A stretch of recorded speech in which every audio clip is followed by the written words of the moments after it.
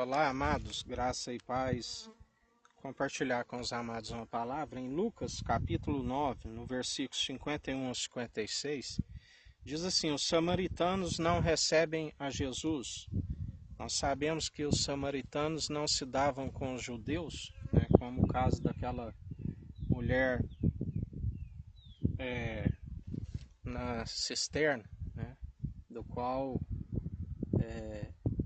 Jesus disse a ela: na verdade chegará um tempo que nem aqui nem em Samaria se adorará a Deus, porque Deus está à procura dos verdadeiros adoradores, aqueles que o adoram em espírito e em verdade.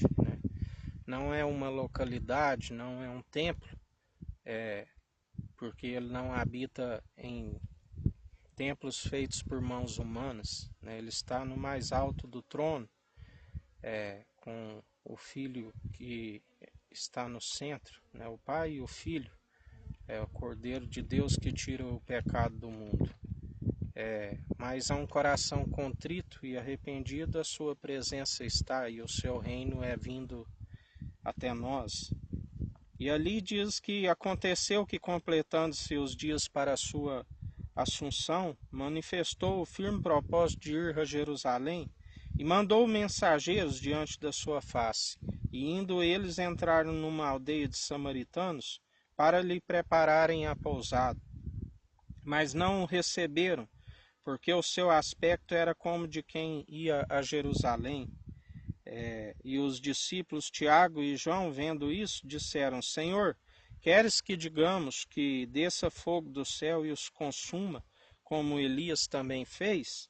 Voltando-se, porém, repreendeu-os e disse: vós não sabeis de que espírito sois? Porque o Filho do Homem não veio para destruir as almas dos homens, mas para salvá-las. E foram para outra aldeia. Justamente, Jesus ele veio para salvar. Aquele que está no mundo já está condenado. Quando nós anunciamos o Evangelho, e quando a Bíblia diz que ele os destruirá, ele é aquele que vencerá, está dizendo em relação às potestades, os principados, aqueles, como a palavra está dizendo, ele veio para salvar, condenado já está a todos, mas aqueles que se prostram a outros deuses, e aqueles que ensinam vãs filosofias, eles estão destruindo as almas, eles estão condenando-se a si mesmos e estão rumo à perdição, o filho da perdição. Assim, aquele que trai o Filho do Homem, ele está condenado ao fogo eterno, e assim está enganando a muitos. A Bíblia diz que todos aqueles que não estiverem com seu nome escrito no livro da vida adorarão a besta, toda a terra. Está em Apocalipse. Assim, Jesus ele não veio para destruir as almas dos homens, mas sim para salvar. Foi um alto preço ali naquela cruz.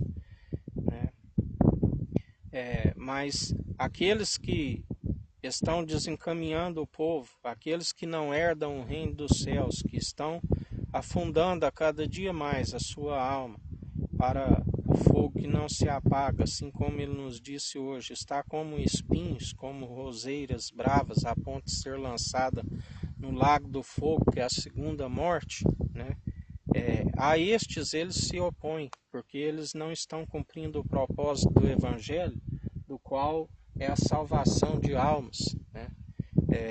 A verdade ela é dita para libertar aqueles que estão aprisionados, aqueles que estão escravos do pecado. Conhecereis a verdade e a verdade vos libertará.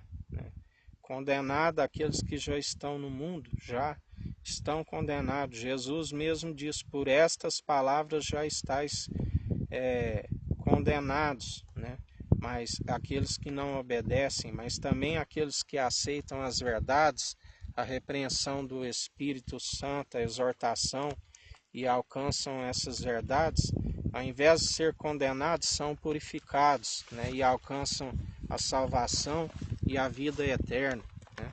Assim nós devemos perseverar dia após dia, né? Porque, como ele mesmo nos diz, né? Por esta palavra, alguns serão tropeços, né? Já para outros será alcançarão a vida eterna, alcançarão a salvação.